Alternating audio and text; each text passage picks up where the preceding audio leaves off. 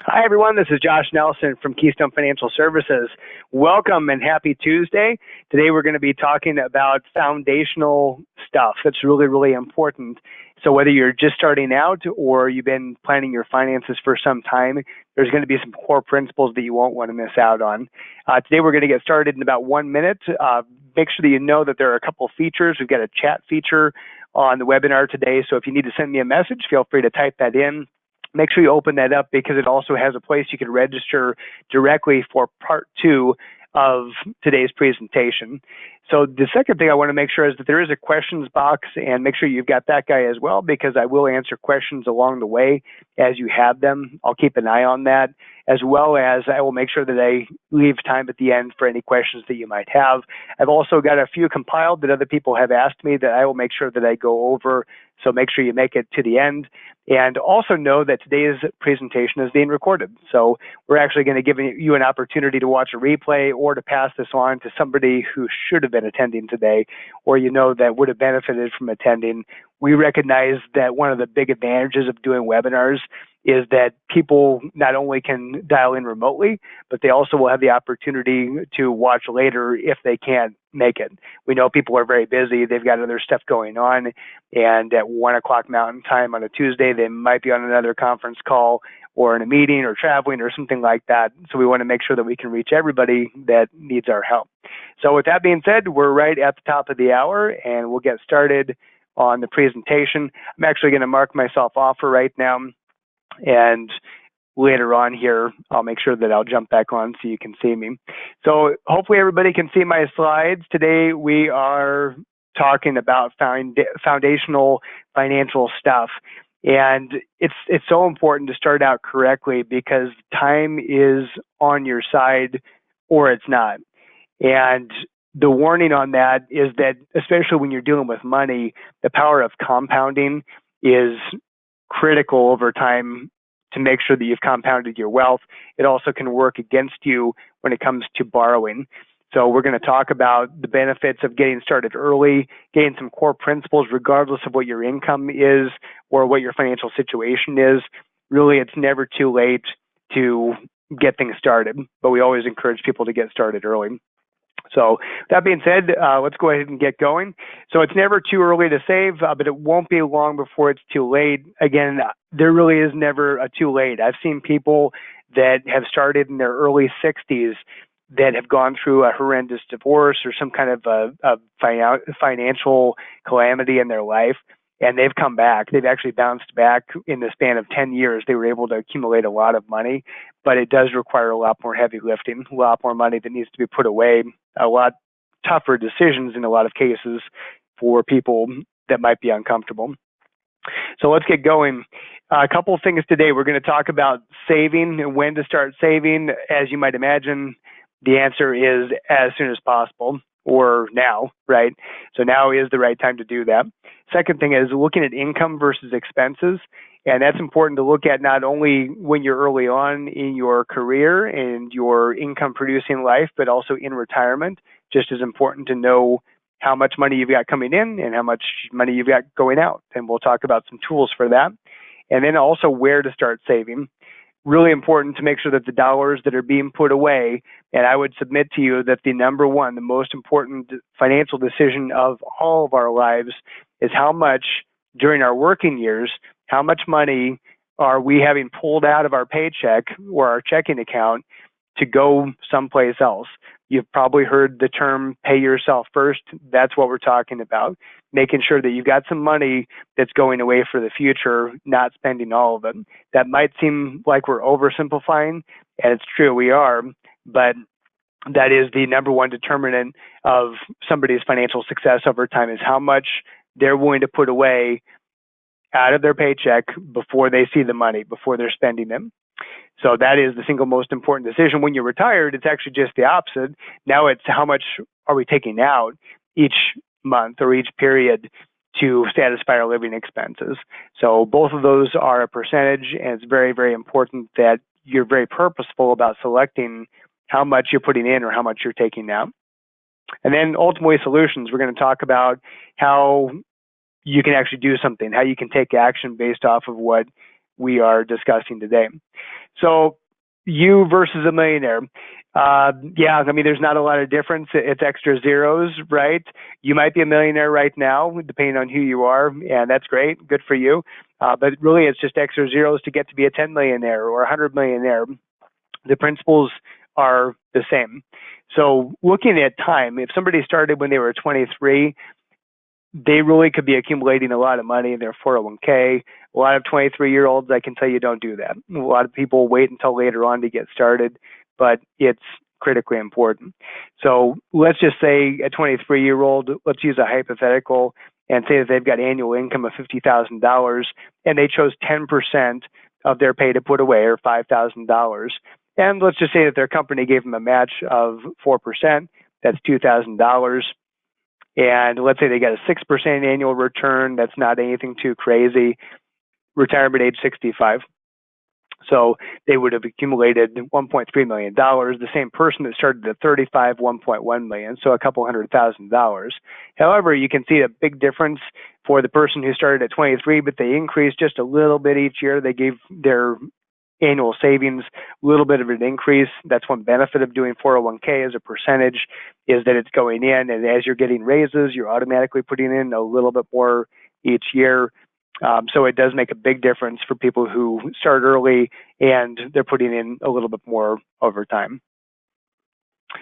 Let's go over income and expenses and look at a few different people that might be moving throughout their career. Obviously, starting out as an intern might say, I don't have any money to put away. And at $10,000, maybe they really don't, right? Especially in some of the areas our clients live, including northern Colorado. It's not cheap. It's very expensive to live here. So people's money might be completely going out, like you can see in this example, that somebody only has $9,600 for purposes of simplicity. And all these incomes, by the way, we're talking paycheck, not income. So this is the amount that somebody actually receives that they can spend. So over somebody's career, they might move up to a management type position and make $100,000. And let's just say, for sake of argument, that they were earning $5,000 in investment income because they've started putting some money away, and they've got the ability to earn income off of that, off of their investments. So let's say that they've got $100,000. And then obviously they probably decided to get a little bit nicer house and the vehicle and things like that. They're probably still paying off student loans, so they've got payments going out there. And so at the end there you see $68,200. Well, the big difference between intern and manager is not just the fact that there's a difference in overall income, but because of having some discretion, because all the basic expenses got covered, this person was able to take a vacation. They were able to put some money away. So we ended up with $31,800 left over from the manager versus $400 left over from the intern. And then we jump up to CEO, which is awesome for anybody who gets to be a CEO of a company. But that person has a paycheck of $850,000, investment income of $150,000, and total income of $1 million. As you can see, their tastes are a little bit higher as you go down through the ranks. One thing you'll notice there at the end, there's $636,200 going away into savings, and so they end up with total expenses of $363,800. Now, I can tell you that this would be the exception. Actually, the manager and the CEO would be the exception to what I see from the average person out there, is that people pretty much are spending everything that they make. You talk to the average American, it doesn't matter how much money they make, they're probably spending most of it. So both the manager and the CEO here are actually doing a pretty darn good job with their resources and putting that money away for their future as opposed to spending it. So the average American, you might note in studies that have been seen, the average American retires with not a whole lot of money, usually in the tens of thousands of dollars that somebody has accumulated. And in fact, 30% of the population, when they're retired, don't have anything. They just have their Social Security check, which will keep you from starving to death. That's true. That's why the program was put into place back in the 30s. But it's probably not going to do a whole lot more than that. It's probably not going to fund a vacation. It's not going to fund a new vehicle or improvements on your home, or maybe even the ability to live in a home.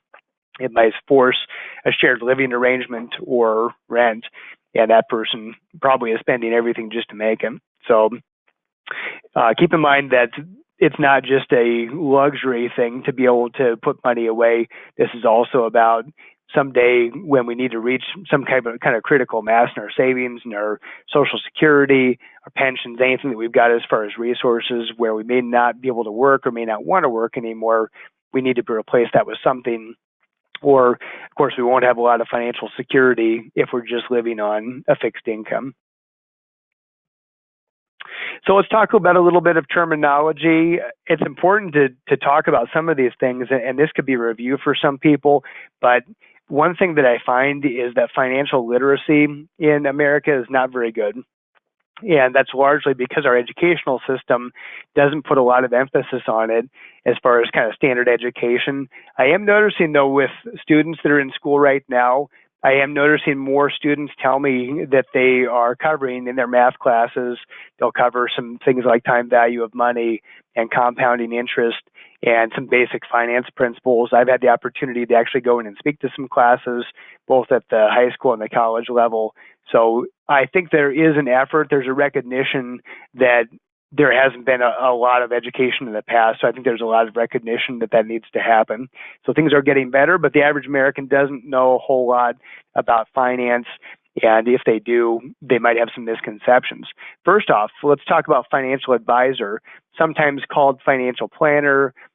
Some other terms, depending on what that financial advisor is actually doing. Sometimes they are actually a stockbroker.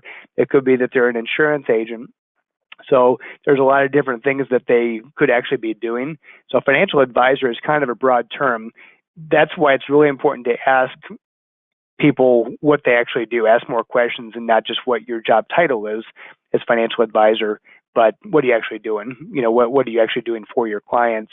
Or if you use a financial advisor, make sure you understand what value are they providing. So a financial advisor, generally speaking, they should be advising clients on investments. They should be talking about budgeting. They should be talking about retirement. They really should be covering, I think, any area of finance. And the one way you can make sure that your financial advisor is qualified to be able to give you advice in all areas of finance is make sure you're working with a CFP, or Certified Financial Planner. And that CFP designation is the gold standard when it comes to financial advisors or financial planners, because they've had to go through not only a lot of education, they've had to go through difficult education where the pass rate on the final exam is less than 50%, but also they've had to put in time. There's a time requirement, there's an ethics requirement, so it's not something that they just hand out of a cereal box. So CFP is fairly rigorous, and I'd highly recommend that you make sure that any financial advisor that you or your family or your friends are speaking to is a CFP. Number two, stock. What is a stock? Stock is ownership in a company, partial ownership in a company, unless you own all the stock and then you own all of the company. So all stock means is a share of a business, a share of a company.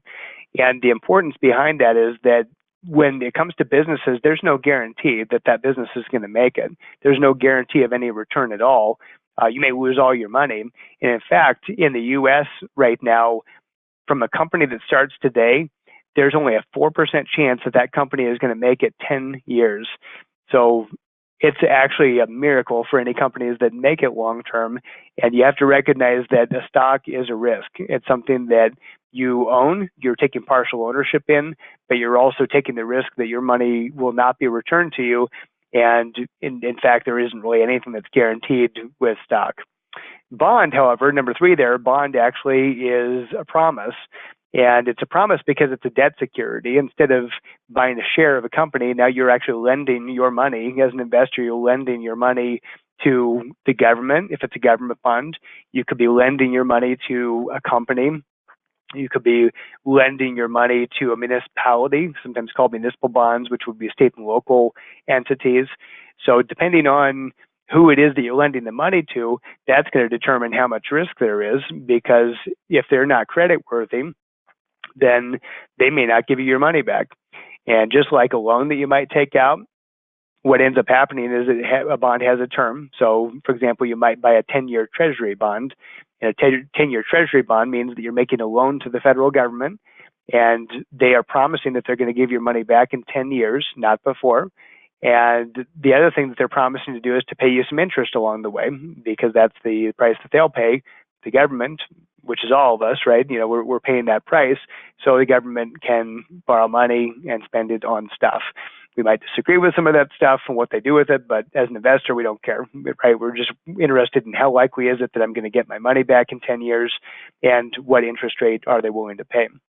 One thing that is important to note on bonds is that with a bond, although the entity that gave that promise that they would give the money back, that you lended that money to, although they said they would pay you back, they will only pay you back, most circumstances, they will only pay you back when they said they were going to.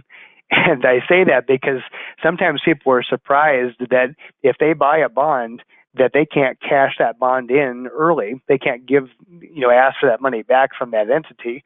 In other words, in our treasury bond example, the federal government is not giving your money back until 10 years, no sooner than that. So what that means is if you had to get rid of your bond, if you had to cash it in and try to get some money for it, you'd have to find somebody else that would be willing to pay you some money for that.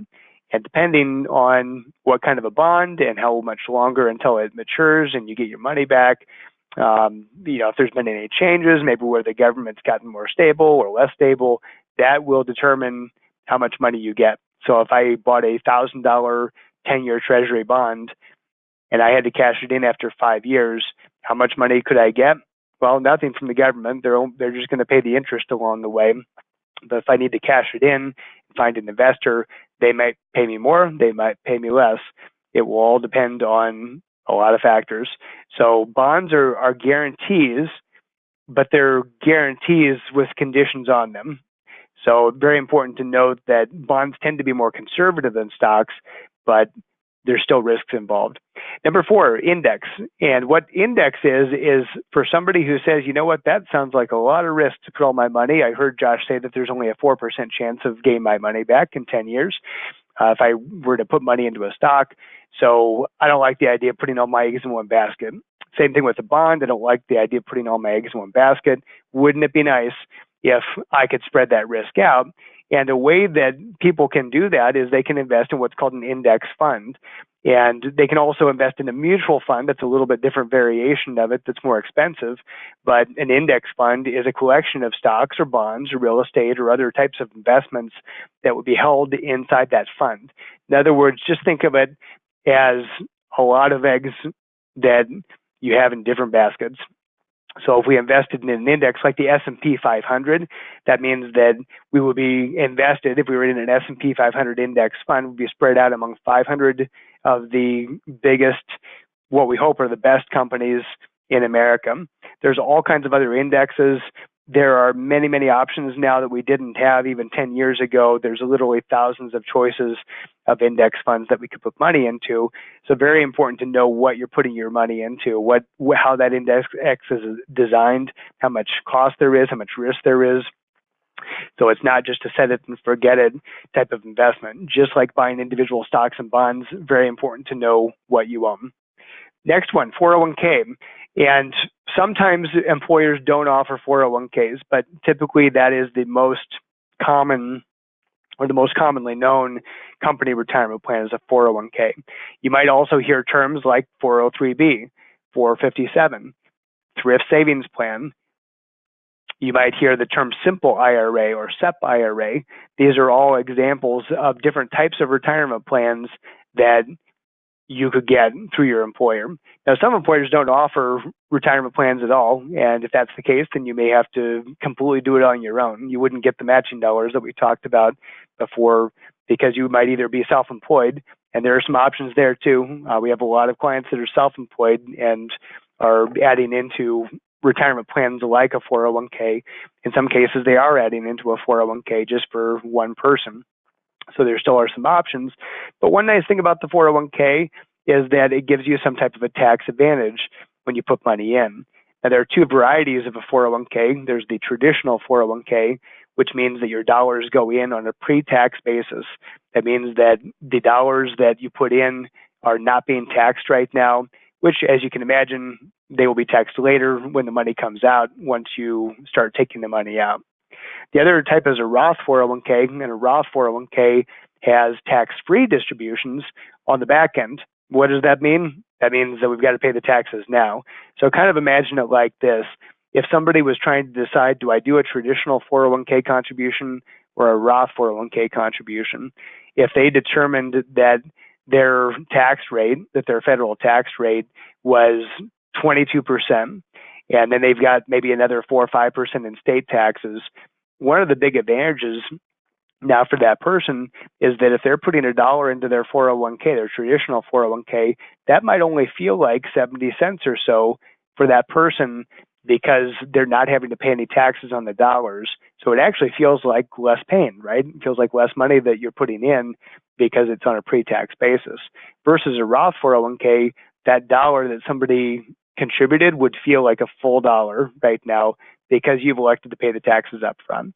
So it's important to think about time frame, certainly, how much money you've put in there will accumulate over time, either tax-free or tax-deferred, depending on which one of those you choose. One nuance on that is that employer contributions, the matching dollars, in other words, that always goes into the traditional 401k.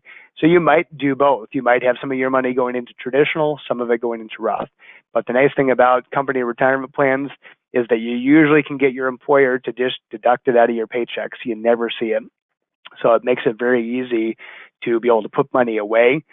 Rule of thumb is that when you're starting, if you're just starting out in a job, try to start with 10%, at least 10% of just your own money. Don't worry about the company match for now.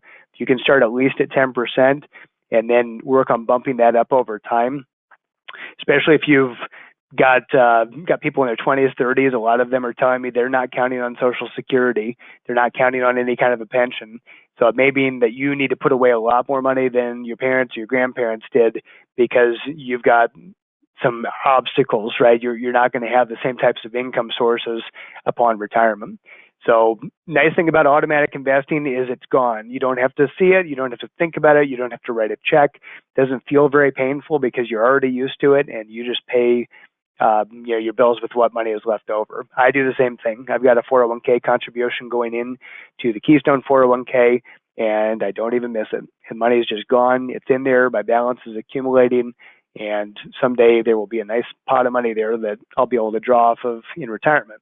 So I spend a little bit more time on 401k simply because a lot of times people don't know what the rules are.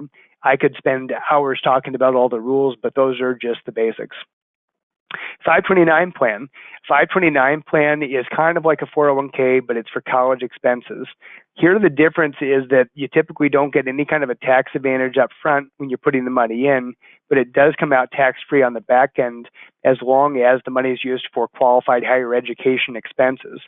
Congress actually expanded this in the tax bill that passed in 2017. They actually expanded it so now with private education, K through 12, it can be used for that as well. So it's expanded a little bit more to be able to be used for different types of expenses. 529s, though, are very, very loose as far as what you can use the money for. Typically, you can use it for room and board. If students staying on campus, even in some circumstances, you can pay for off-campus housing. You could pay for food. For example, if you're eating at the school cafeteria or if you're really diligent and save your food receipts, as long as you're a half-time student, you can use it for room and board. Course, tuition, books. You can use it for different types of schools. It doesn't have to be a traditional 4-year. It could be a 2-year. It could be medical school, law school. So there's a lot of flexibility here. But the big advantage, again, is you do get some tax breaks because all the earnings in that 529 plan accumulate tax-free. It should be noted both on the 401k and the 529 that there are some penalties. In the case of the 529, if it wasn't used for higher education expenses, then there's a 10% penalty, plus there could be some tax implications on the 401k or any of the other alphabet soup of retirement plans that I mentioned. Those are going to be penalized if you take the money out before age 59 and a half. Why 59 and a half? I don't know. It goes back well beyond before I was a financial advisor. That's been the rule. But I'm sure some politician at some point came up with that number, and that's what we have to play by. So it's important to recognize because there's a movement right now of trying to retire early. For a lot of people, they're trying to retire earlier on, put a lot of money away at the beginning, which is cool. I think that's great because it means that people are more financially stable earlier on in their life. But if they have the opportunity to retire early, what that could mean is they can't access their 401ks and retirement plans if they're not 59 and a half. So just food for thought. We might need to do some planning to make sure that you've got money in other buckets, in other accounts that you could access that would cover your expenses before age 59 and a half. Fiduciary. Fiduciary is a term that has been thrown around a lot in the news media and the financial media the last few years because of politics. Basically, there's been different efforts to try to define what a fiduciary is, but I'll give you the easiest definition you're ever going to find. A fiduciary is somebody who has a legal obligation to give you advice that's in your best interest first. Their job, basically, a fiduciary is legally bound to give you advice that's in your best interest, not their own. And so they have to do a lot of stuff to make sure that happens. One of those is that they have to disclose pertinent information like conflicts of interest, like what the costs are for investing or using them as the financial advisor or financial planner. And then there are a lot more stringent ethical requirements as far as the quality of their recommendations, in that they've got a much higher standard of care. So it would be the equivalent of going and seeing a doctor or a CPA or somebody who has a legal obligation to make sure that they're not harming their patient or their client. In the financial advisor world, believe it or not, that's not a requirement. At least as of right now, maybe they'll change it someday, but it's not a requirement that your financial planner or financial advisor be a fiduciary. So very important to ask that question, certainly before you engage anybody's services.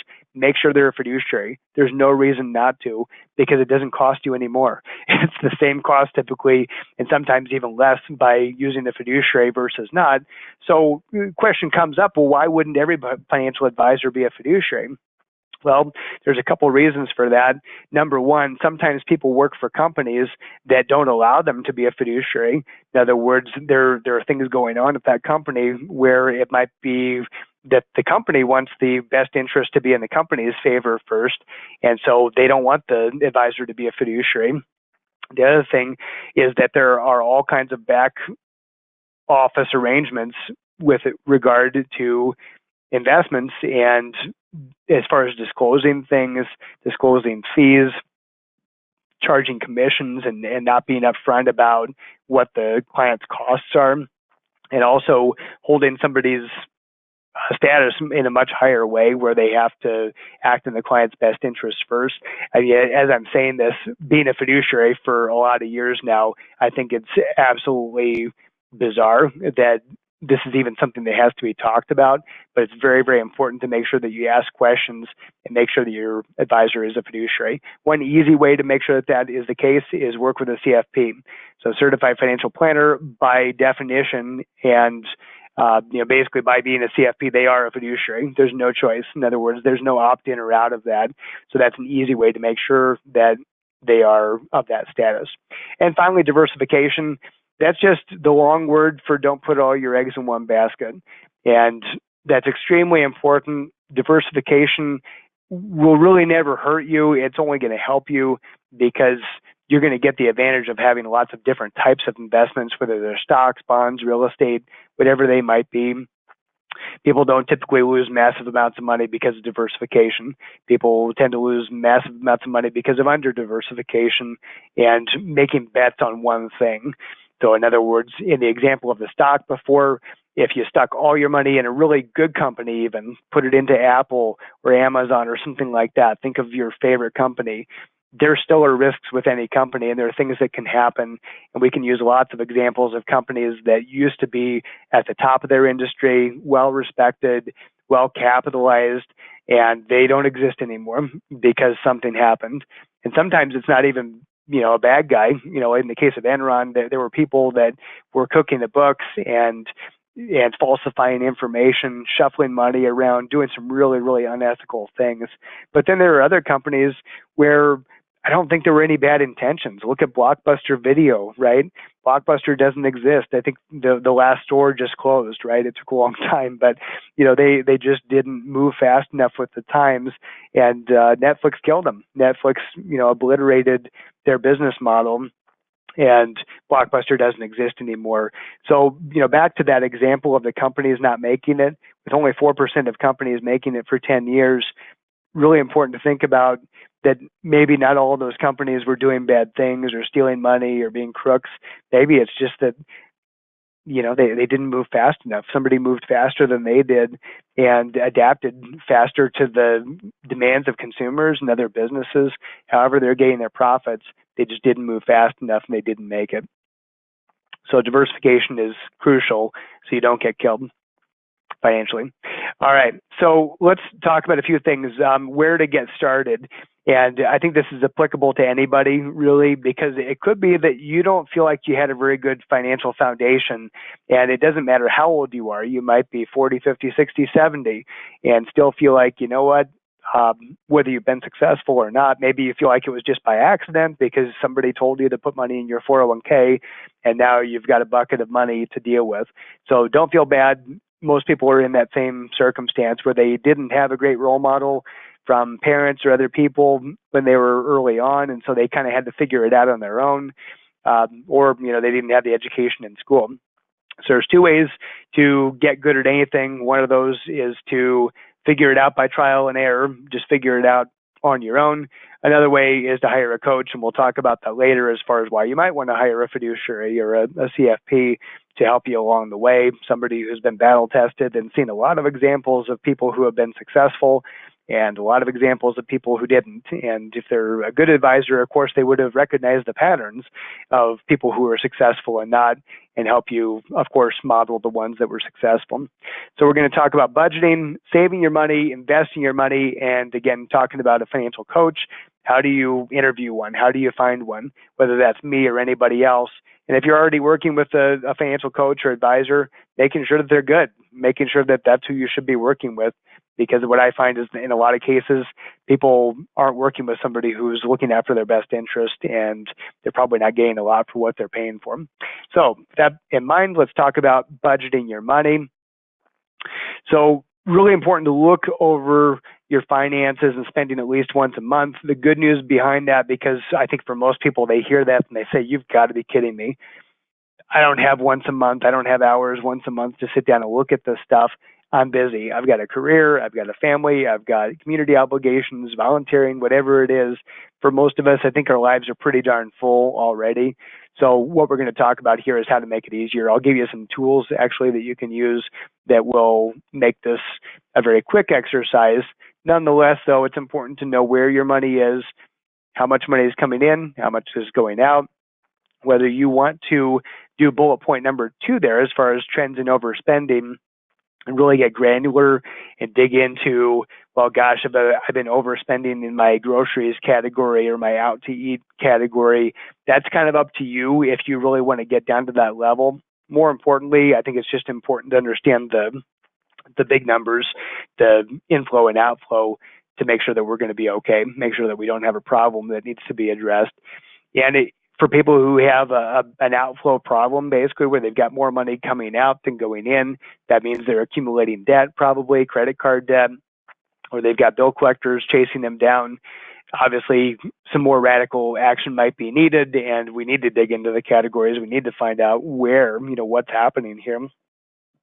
So it's kind of like if somebody was, in big trouble, physically, they'd be looking at, well, is there any bleeding? Is there any outflow? Well, let's take care of that first, right? Let's make sure that that person we nail down whatever it is that's causing that problem. So let's plug the leaks. They factor in raises and inflation to your spending plan. It's very important to do that, of course, because over time you should get a raise. People are getting raises more now, I think, than they have in a number of years. At least the average American is.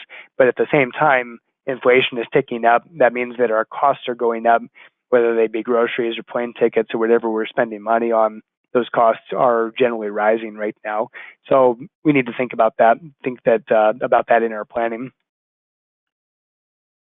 So tip number 2, saving your money, pay yourself first. I mentioned that before, and automate, automate, automate.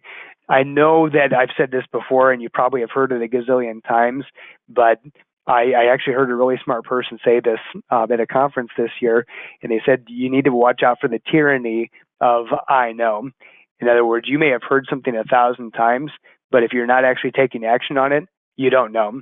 Yeah, I think that's a really important point because a lot of times we know the principles. We might even have had some education on the principles of money, but if we're not following it, if we're not taking action and following up on these things, then we really don't know.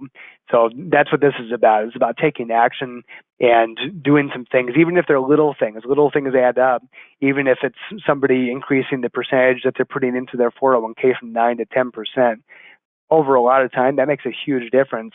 And maybe that person not only puts another percent into their 401k, but they say, you know what, I'm going to put it on my calendar every quarter that I'm going to increase my 401k percentage by 1%. So over time, I'm going to get that number up to 20%. Maybe that's their target. They think it's just too painful. I just can't stomach going from 10 to 20% right now. But what they could do is they could just do it over time and gradually move it up where it doesn't really feel all that painful along the way. So, or they can go cold turkey. Obviously, there's the person that jumps into the lake and just gets cold for a second, and then there's the person that just wants to wade in and kind of torture themselves. So either way, either way, both people get wet, both people end up in the lake, but it's kind of up to you how you want to do that. And then automate, automate, automate. The importance here is doing it automatically. Everything that you do as far as that percentage I talked about before in your contributions, if at all possible, and I can't believe that it's not possible for anybody, but if at all possible, make sure that it's just happening automatically each paycheck, each month. It's either being automatically deducted from a checking account or it's being automatically deducted from your paycheck. The same holds true, and we're not going to get into debt quite as much today, but when it comes to paying off debts, same thing is true. Have it automated where you've got whatever it is that you can pull together to pay down your debts, have it just automatically transferred from your bank. There's all kinds of different ways that you can do that. I don't even know of a financial institution anymore that doesn't allow automated payments, usually for free, that would be sent out either automatically through electronic means or by check. So have it go automatically. Also, the power of focus. Stay focused on one thing at a time, especially if you've got a bunch of debts. Maybe some of them are little, some of them are big. I love Dave Ramsey's tips on paying down debt, the debt snowball. Look that up sometime. I'm not going to go over it too much, but look it up on YouTube. Dave Ramsey talking about the debt snowball, and he'll explain that and how that works. So tip number 3, investing your money. So before I told you that the most important decision that anybody is going to be making is that they are going to be deciding how much money are they going to put away to pay themselves first, and then in their retirement, how much are they going to be taking out. Some very important rules on that we won't go into the details, but it's important to decide what that number is, come up with a plan that works for you, either by yourself or with a financial advisor. So tip number 3, the second most important thing is figuring out, well, how are we going to allocate that money? Where is that money going to go? Is it going to go into stocks or is it going to go into bonds? Is it going to go into real estate? Is it going to go into cash? There's all these different investment vehicles that you could be putting your money into, both inside a 401k, also outside of 401k. It could be that you're using a non-retirement investment account. It could be that you're using a Roth IRA. But overall, when you come down to it, you have to decide how much is going to be in your security bucket and how much is going to be in your growth bucket. So we're kind of oversimplifying here, but I think that's important. So we're kind of back to basics. Just figure out what you're comfortable with as far as how much is in your security bucket and how much is in your growth bucket. Now, it probably makes sense to talk a little bit about what each of those means. And people may disagree, and that's perfectly fine. But in a security bucket, the vehicles that I would probably say would be in that security bucket would be cash instruments. Certainly anything that would be in the bank or a credit union would have some type of a guarantee associated with it, usually FDIC type coverage. Also, a lot of bonds would fit certainly in that security bucket category. Sometimes people say, you know what, I've got a lot of equity in my home, and I consider my residential real estate equity to be part of my security bucket because I know I could access it if I needed to, and be able to cover unexpected expenses. And so some people do that. They'll set up a home equity line of credit, or just by paying down the mortgage or paying off the mortgage, that gives them a sense of financial security that they consider part of their security bucket. What's the growth bucket? Well, the growth bucket would tend to be higher risk. Of course, we call it the growth bucket because it can grow more, it can get a higher rate of return, but there's a lot less certainty with that, and certainly no guarantees on that side. So it would be things like real estate and stocks, certainly a business. If somebody owned a business, the equity in that business or what they could sell it for would be in that growth bucket. So for business owners, because if the business has been successful, most of their wealth probably is tied up in that business. They might be really lopsided. That's very typical, actually, is that business owners are very lopsided, where they've got almost all their money in the form of their business in that growth bucket. So for that business owner, one of the things that we might be working with them on is figuring out, well, with the money that we can get access to, either by a restructure on the business or by taking the extra money, the profits, and putting those away into something else. Maybe that money needs to go into building up some security buckets since we're so lopsided. So everybody's going to be in a little bit different situation as far as what assets they have, what retirement plans they have access to, what investment options are available in their 401k. But it's very important to think about what you're comfortable with individually. I can tell you the recipe for disaster is timing the market or thinking that somehow you have special information that other people don't have. And I can tell you that nobody has done that consistently over time as far as being able to time exactly where the economy is going, where the market's going. Obviously, we spend a lot of time on that, trying to figure out where things might be going with longer term trends. But with short term stuff, it's nearly impossible. I would say it's impossible. Warren Buffett says it's impossible. So if you believe Buffett and you believe him being one of the most successful investors of all time, he knows, right? He doesn't time the market. He knows he can't do it. Neither can you. Neither can I.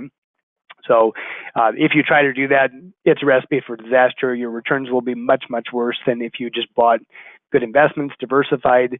Obviously, do some tweaks over time, some rebalancing, but any kind of market timing where you're trying to move in and out of the market is sure to fail. Also, understand that investing your money is much more time dependent than you might think. I would not be thinking so much age, think time. When do you think this money is actually going to be used that you're putting into this bucket? If it's going to be long-term money where you're not touching it for, say, 10, 20 years and longer, probably growth bucket, probably that's where that money should go, because it, over a long period of time, if it's diversified, it almost surely will get a higher rate of return in that bucket than it would in the security bucket. So think about that. Also understand compounding. We talked about the value of compound interest, and it's really important in today's environment to think about risk because we've had a 10-year bull market. It's the longest in history, and that doesn't mean that the market's going to collapse tomorrow. I hope it doesn't, but downturns do happen. Pullbacks in the market do happen.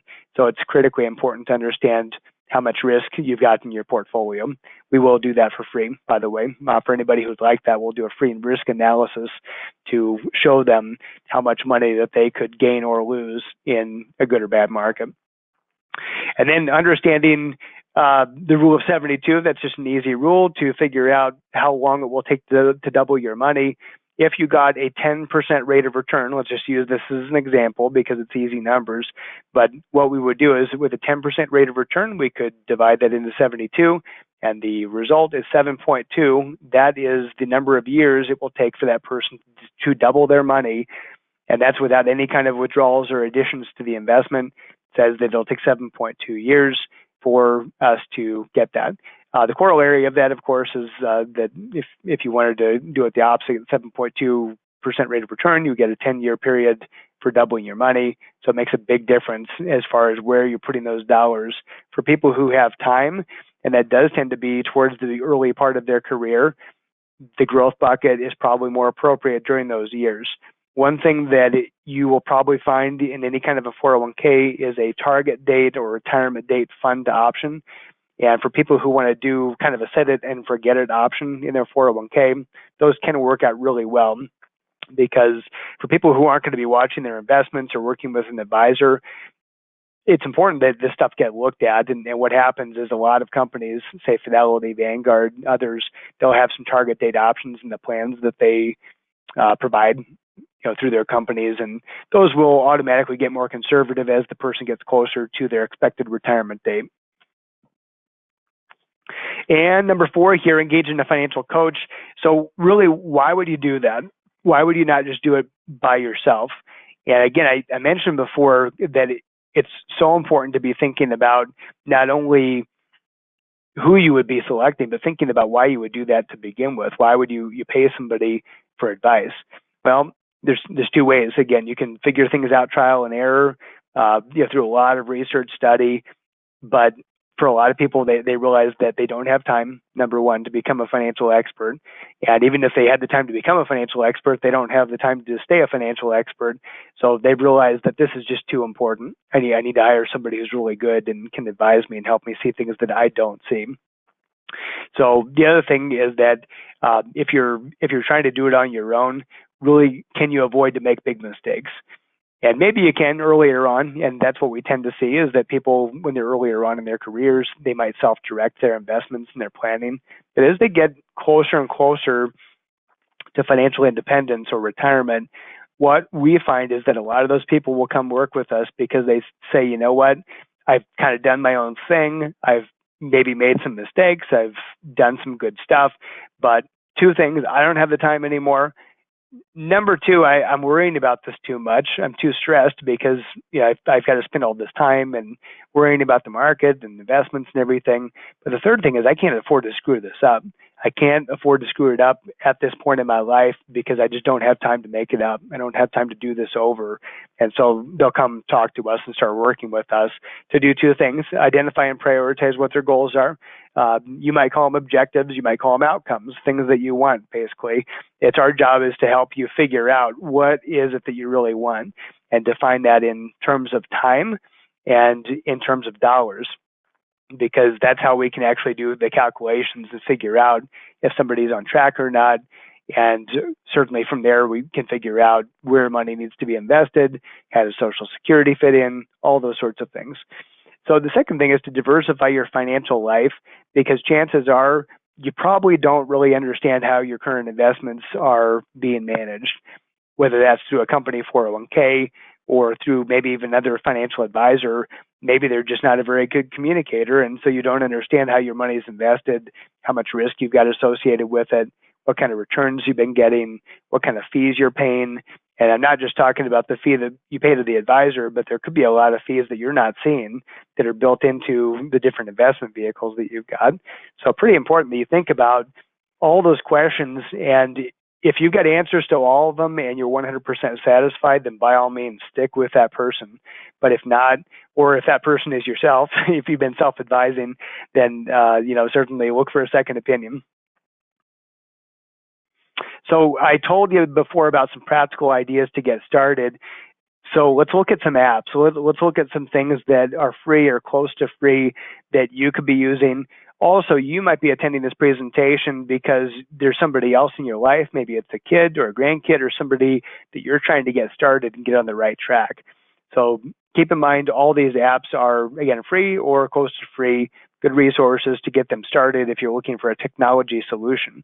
One of those, many have heard of Mint, and Mint is a budgeting app. It actually allows people to connect their accounts, and by doing that, it allows them to be able to figure out what they're spending, what their categories are as far as how much they're spending in different areas, to be able to track their income overall so they can figure out how much do I have coming in, going out. It's a pretty easy way to do it. There's another one called You Need a Budget, or YNAB, and that one focuses on a few rules. It talks about jobs and about how important it is to calculate your paycheck and then understand how much is going away in the paycheck due to taxes, due to 401k contributions. Also allows for some planning on stuff that doesn't come up all the time, where you need to save up for something or kind of anticipate that there could be a big expense like Christmas time or a vacation. So they have some rules in there that will help you pull together some of those categories. Pocket Guard Budget is another one. I'm not as familiar with that, but it does allow you, like Mint, it allows you to connect together your accounts with, and they talk about security in there, so certainly always look at that. Very important, but it'll allow you to connect your accounts and do some budgeting. And same thing with Spendee. Also, will let you track your cash, credit card purchases, everything using an app on your smartphone. Other thing that we'll be doing is talking about saving and investing, so a little bit different, but there's a company called Acorns, and it's actually pretty cool because even for somebody who doesn't have any money starting out, what it does, it allows you to link your credit and debit cards, and then on all the purchases, it rounds up all the regular purchases to the nearest dollar and invest the difference into a portfolio of index funds. So it gives somebody, even in very tiny ways, a way to get started and start building it up from the beginning. Stock market simulator, that'll allow somebody to play with investments without it being real money. So kind of think of it like playing video poker online, where it's just for free, just for fun, and allows people to start to get a feel for how investing works. Motif Explorer investigates trends and world events, tries to anticipate and help people build portfolios based off of trends, things that are happening in the world. And then finally, TD Ameritrade, and TD actually we work with really closely along with Fidelity.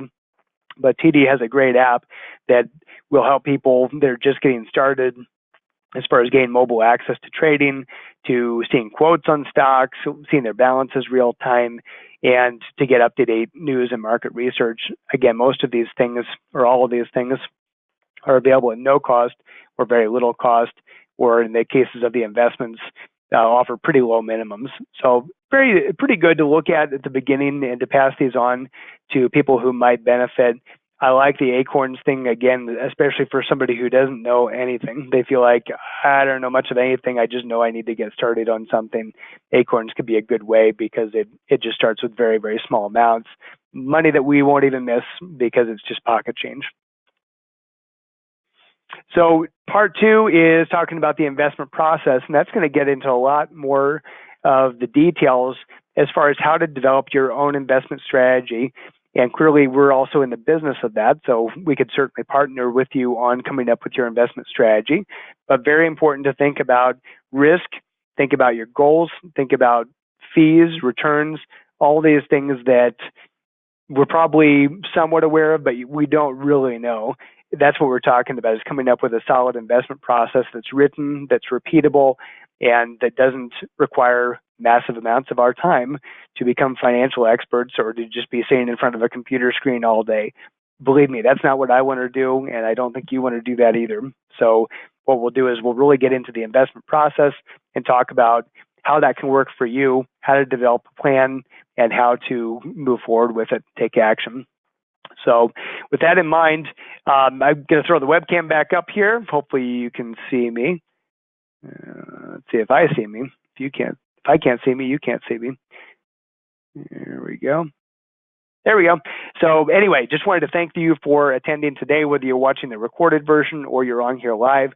I actually don't see any questions in the queue right now, but I have had a couple questions that came in from before that I wanted to address because I think they're a really good starting point. One of those is, I'm just getting started. Where do I start? I'm confused. I don't know much of anything, but I know I need to get started. What should I do? So a couple of things, couple of tips that I would look at, certainly the apps that I mentioned before, but for people who like reading, I like the book, The Truth About Money by Rick Edelman. And the name is Rick, R-I-C, last name Edelman, E-D-E-L-M-A-N. Great first-time book. Actually, it's a good book for anybody that wants to know more about money. But Rick's book is fantastic. It covers virtually any area of personal finance, from budgeting to investments, and it's a really good foundational piece. It's actually a good reference for you just to flip through and find the different areas that you might need help in as they come up. So it's good from an educational standpoint. Another one that I would think about is The Richest Man in Babylon. And again, another book, but The Richest Man in Babylon. And it's a personal savings book. It's talking about the importance of putting money away and saving for the future and doing some smart things with that money along the way. So it's actually an enjoyable read. Doesn't take very long. It's a classic. I can't remember how long, but it's been well before my time, before I was born, when that book was written. But one that I think you would enjoy. It's a classic in personal finance. And also, for somebody who really wants to know current events, a couple of websites that I like. I like the website realclearmarkets.com. So www.realclearmarkets.com. And that website actually conglomerates a lot of financial articles, really useful for people who don't want to hunt in a bunch of different websites. They conglomerate from a bunch of different places. So that's a really good one. I think that all of these resources would be good starting points. You could get into wonky stuff like that I read, like the Wall Street Journal or Barron's or things like that. That's not quite as readable, but you might graduate to that stuff over time if you think it would be useful. So the other question I had is, if I'm just getting started, what should I put into my 401k? In other words, what percentage should I select? So again, I touched on that before. I would start, if at all possible, if you're just starting at your job, I would start with 10%. And I know that might seem like a lot at the beginning because you might have a lot of extra money, but try it for a paycheck or two. Do the 10% as soon as you're eligible. Try it for a paycheck or two. If you literally can't survive and you're having to put money onto credit cards to pay for food, then you could back it down to a smaller percentage. At least get the matching dollars. Get the free money from your employer by getting the matching dollars. Most employers, if they're matching, will give you 3%. Some will do a little bit more. Make sure you understand the rules so you don't leave money on the table. But again, 10%, I would say minimum for somebody starting out. And if you feel like you're coming from behind, like you're that 35-year-old that maybe didn't start at the beginning of their career, or if you feel like, you know what, there's a lot of risk here, I feel like Social Security is not going to be there, I'm going to need a larger pot of money, then by all means, keep increasing that percentage up, but at least 10%. That's not including the employer match. So with that in mind, I don't see any other questions that are on here. So there is a registration link that I encourage anybody to be clicking on to attend the second part of this, which is on September 27th at 12:30 Mountain Time. And we're going to be talking specifically a lot more details about the investment process, which means those two buckets that we talked about before, what's in the security bucket, what's in the growth bucket, and how do we actually make those selections, whether it's money that's in a 401k, 529, or some other type of investment account. Hope you're all well. I'm glad that you were tuning in to me today. If there's anything that I can answer at all, I've got my email address, which is josh@keystonefinancial.org, and you can go to our website at www.keystonefinancial.org. Thanks so much. We'll talk to you soon, and hope you will be able to tune in to the next webinar. Take care.